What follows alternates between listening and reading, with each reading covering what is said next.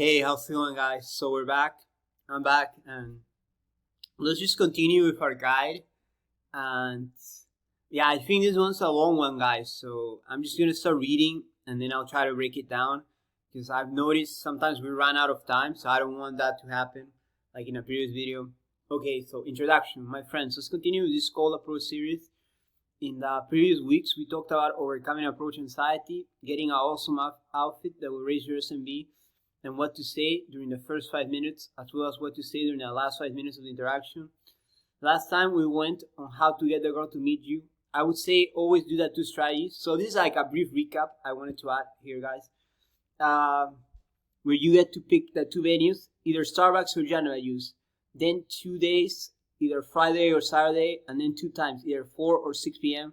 I'm not sure if, I think my former mentor Psych and Josh, his good friend, like they taught me this, and it has worked really well, where you just give a girl 2 options, Friday or Saturday, Starbucks or Jamba Juice, 6 or 4, and she has to pick. So you're co-leading, and maybe this concept, I'm gonna touch on it, but it's always you lead, and then you give her options, and then you let her choose. And this has worked so well in other areas as well.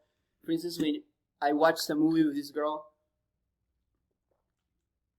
I gave her 3 options, and then she picked 1. So I'm giving her options, but I'm also not leaving her hanging. Like, I'm giving her options, and then she chooses. So I'm leading, but also I'm letting her choose. This strategy conveys you lead. You also have to give her some wiggle room to choose. It also allows for the meetup to happen. Maybe if you see it needed to do 1 value spike, sending relevant pictures like her favorite music, or even you can value spike on other things like a cool activity you're doing, and then a romantic spike, like a statement, like we're going to a very romantic restaurant, or even you can make stuff up and say like, oh, this is a very romantic Starbucks, but and just leave it at that. That's the most important, guys, because I see so many. The problem is most coaches think guys are not doing their strategies, when it's the opposite. Guys are overdoing their strategies, where they're just doing so much, like they're even doing like all these role reversals or this like very complicated stuff where they didn't need to do it. They just needed to leave it, let it go, and then move on to the next idea. Just get her to meet. So when a lot of you guys are doing all these tactics and all these techniques, it might work, but it also, you're risking. If you're playing a game, you're risking losing just because you wanted to do something cool. Or if you don't need to, this is such a key word, just leave it at that. This week we will cover what to do during your day 2. This video will be on what to say during your day 2. So I'm assuming you texted a girl and she agreed to meet you for Starbucks, pizza, or ice cream. Don't forget to meet her very close to your place. So this is the important idea, guys. It doesn't really matter if it's Starbucks, pizza, ice cream. I've done all of these occasions. What matters is that she meets you in a location, at a location that's close to your place. That's the most important thing. And just something light, like, oh, a coffee. That's enough. Let's assume the Latina girl from the previous video. Say she comes to get ice cream close to my place. Just go with the flow. Don't be too self-conscious. And this is so important, and it's going to be decisive. In the first part of the interaction, it's about things not being a big deal, just moving things forward. And in this part, it's about not being self-conscious. People say confidence, but I don't like that word. It's more like don't be self-conscious. Just go with the flow, and it's going to work. This is more of a nice guy or blue pill guy. However, once you start asking the girl, do you like this? Do you approve of that? That's when you start losing, because she'll see you as lacking conviction. Just do a more go with the flow approach and organically escalate, and it will work better for you. I think this approach is important since you might get nervous being around her. Unlike that text and the day 1 instant date, here you need to start escalating and sexualizing so you can move to the next part. So think about that, guys, for a minute.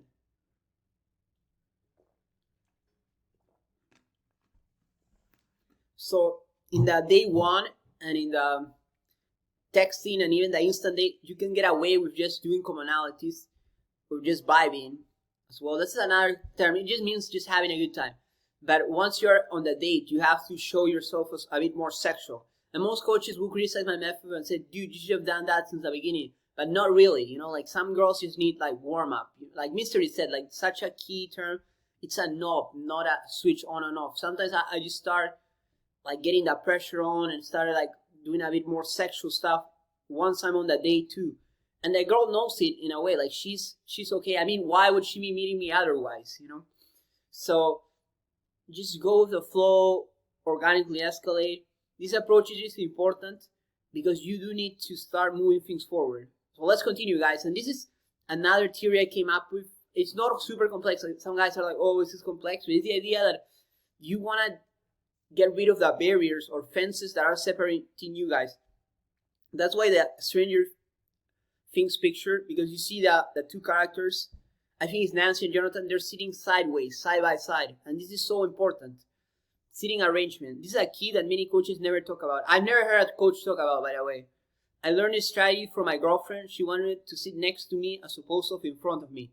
This sitting arrangement creates much more intimacy and deletes the space between the two speakers. In this seating arrangement, you can touch her, she can touch you as well. Meanwhile, if she's in front of you, there's more of a barrier and there's a sense of stiffness. At first I thought this was counterintuitive, since the Hollywood movie has shown us that when a date meets, they are face to face. However, with my experience with my girlfriend, and I feel tested it with other girls, I realized that doing face to face meeting creates awkwardness and it feels more like a job interview. The idea of eliminating barriers between you and her is crucial, and it will come up later when you're trying to escalate back home. So guys, right from the start, you set the frame. And this is what 98% of coaches will never say, because they're not focused on that. They're focused on being witty, being funny, being flirtatious, being cocky, being arrogant. You know, they're focused on ego. Like, that's their whole shenanigans. Like, their whole shtick is just ego. Like, they're just so obsessed with being the best at game, or like being that they forget all the practical stuff. Well, what I'm doing is just try to make more of a connection with this girl, and it has worked. So commonalities, and this is more of the Luke approach. I really like what Luke had going on. Like, I really enjoyed his content, and I follow it. Bring in the commonalities and get the girl talking on the topic she's more interested in. This almost has never failed me. It always works. For instance, I talked with a girl who was really into learning Spanish. She got very excited talking about that topic. I sat back and listened. And it's what most coaches won't do. Most students will not do either. Like, they're trying to be extra active. When you just need to step back and just let her talk. For instance, she started talking about her life in Vermont and then her learning Spanish. Honestly, I let her associate me with a few good memories and run with it. In my opinion, commonalities are better than filtration or attraction techniques. This will be controversial because like the whole model of game has been based on filtration, attraction, becoming this super charming guy. Well, this style of game, grime game, it's more about taking a step back and just letting the girl do what she wants to do, because those are much more difficult to execute. And this is another critique I have of this other group of coaches who are the optimal coach or even the self-improvement coach. They're always trying to make things more complex, and they don't talk about execution. Yeah, you might have the best technique, but can an average person execute it? And most of the time, the answer is no. But they don't want to talk about it because they'll say, well, the system works for everybody. It doesn't matter. But I found out that, of course, if you're willing to spend 1 or 2 years learning and learning, then eventually you'll be able to execute this. But we want to start getting results or spending 3 or 4 years learning. I don't think 4 years, but definitely 2 or 3 years practicing. I say the vast majority of students, when trying to create attraction, when the date was going fine without attraction. Unfortunately, most coaches are stubborn and they will insist that their students learn attraction so they're not too platonic. However, my response is that if you're moving things forward much more with commonalities, then why do you need all these techniques if they're not necessary? So what I'm going at, guys, is that a lot of coaches will say, like, insist on attraction and say it's so important, you know, but what happens is that students will try to execute attraction and they don't have that years of field experience, and they'll just mess it up. The girl will think, oh, he's a weirdo, and leave. That's it. Like, and they'll lose all throughout this whole sequence. Like, they'll lose during the texting, they lose during the date, instant date. Instead of just being a normal, like, laid back guy and maybe do 1 or 2 teases or something like that when necessary, like, they force attraction, and that's why they're losing constantly. So let's forget about that for a minute. So you have the commonality, the girl is excited. That's when you start sexualizing. When you see the conversation is going well and there's comfort between you and her, like if both you guys are laughing at a high point of the interaction, I'll also maintain strong eye contact, and this is when eye contact comes into play. That's when I would start doing some sexualizing lines. Like I would say, you have nice legs, or you have beautiful breasts, or you have a nice butt. Most of the time, the girls will say thank you. Some girls will even be flattered, and they will say, yes, I do a lot of squats. I was very surprised when I brought this up, and the girl reacted positively. I thought she would slap me at first due to watching too many movies growing up for saying something indecent, but none of that happened. Don't be afraid of saying lines as long as the timing is right. Like you say there at a high point in the interaction. The main idea is to focus on her and her physical attributes as opposed to talking about sex in general or other girls you find hot. After doing this a lot, it will come down more organically and naturally. But most of the time, that girl will just say thank you and she'll be flattered, and that's how it ends. And guys, I need to continue reading, but you get the idea because we're running out of time. Sit the pool back to your place. So say you guys meet at 6 p.m., then you're talking for 1 hour. At around 30 minutes, you should be introducing or seeding the idea that you guys need to go back to your place. Music is key to this goal. Back in the day, I didn't notice, but girls do like music a lot. Just say, hey, let's listen to some music that says Pistols or this latest reggaeton trap artist. Think they're your favorite band, or let's drink a little bit of wine or a shot and then bounce back. Listen to 20 minutes and I'll call you an Uber back home. The key of doing the activity is that it's low investment. For instance, I said movies, it didn't work out. Well, most of the time when I said, hey, let's just listen to your favorite song, do a shot and then bounce, the objective here, either explicitly or implicitly, will be, how do I get home? I would say, don't worry, I'll Uber you back 15 or 20 minutes after doing this. Lord, I just learned to say, hey, listen, let's go listen to your favorite song, do a shot, and then I'll Uber you back 15 or 20 minutes. A shot, I mean like a shot of, like a drink, you know, and this approach works most of the time to the point that girl doesn't raise objections. Like I'm very straightforward. Hey, let's split some wine and I'll Uber you back. And that's it. Like it's very quick, very short investment. Move her to your place. Here, what is so key, to not think too much. Remember to avoid that whole being self-conscious. Once you start becoming self-conscious, that's when you lose.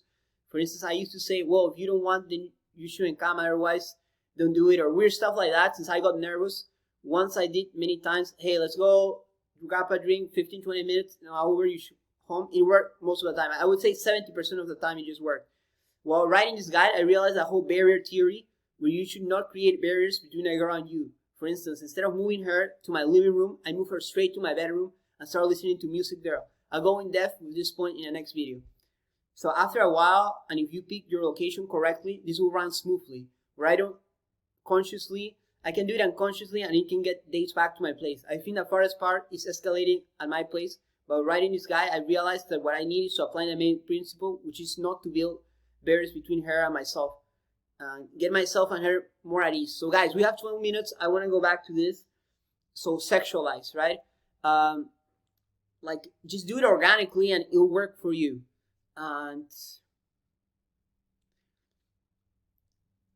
I know there's a typo here, but like the idea, guys, is like this might be hard for a lot of you guys at first, but it gets easy because that girl's response, it's almost always the same. Oh, thank you very much, or I'm flattered. Like thank you. Like it's not a negative thing.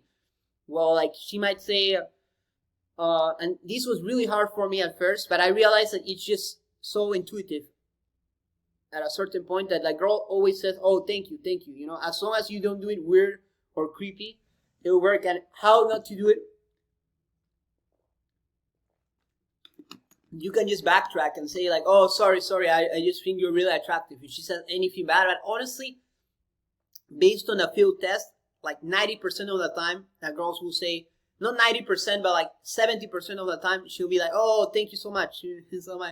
And it's crazy, guys, but like, it has actually happened to me. This happened to me with two different girls that once I sexualized later at my house, like they asked me like, hey, can you touch my butt or something like that? Like, because they got turned on by me saying like, oh, their butt looks so nice and stuff like that. That honestly, it just works, guys. Like, don't stress out. I used to stress out a lot about this sexualized stuff, but it's straightforward. I'm about seating to your place. Again, like, just make sure it's low investment. Like, don't offer her like 1,000 things. Don't hard sell it. Like, hey, we really need to do it. Just be like simple. Like, hey, let's just go back, drink a bit of wine, drink like a beer or something. Like, just 15 minutes, I'll Uber you back, and that's it. Honestly, it works as well. 70% of the time. Like this part is not hard.